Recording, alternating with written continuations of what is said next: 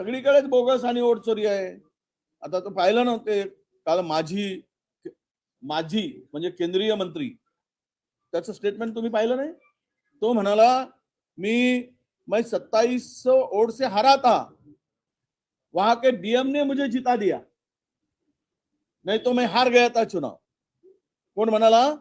केंद्रीय मंत्री माझी बिहारचा. यावरून अंदाज घ्या की कोण कुठे काय चाललंय. आलबे हे सर्व जे काही चाललंय ते मत चोरीतून, अधिकाऱ्यावर दबाव टाकून, धमकावून निकाल फिरवले जातात, हारणाऱ्याला जिंकून दिले जातात.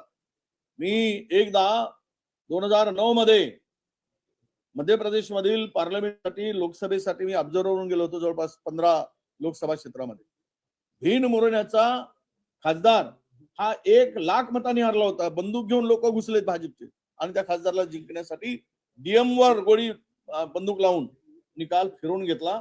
ते तिथल्या लोकांनी मला सांगितलं. हे सगळं असंच चाललंय. दादागिरी, गुंडगिरी, धमकी, चोरी, मतचोरी, बोगस मतदार याद्या. मुंबईमध्ये 15 लाख डुप्लिकेट मत आहे. 3 4 दुबार नावं, तिसऱ्यांदा नावं, चौथ्यांदा नावं, बोगस नावं. हे तर आता स्क्रीनिंग मध्ये 15 लाख सापडलेत. कदाचित हे जास्तही असू शकतील, पण त्याच्या संदर्भात तक्रार देऊनही निद्रावस्थेमध्ये असलेला निवडणूक आयोग काहीच करायला तयार नाही.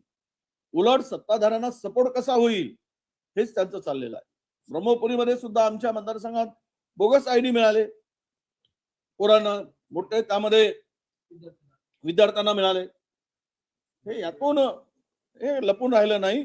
बेईमानी करून निवडणुका जिंकायचा एकमेव धंदा आता भारतीय जनता पक्षाने उचललेला आहे.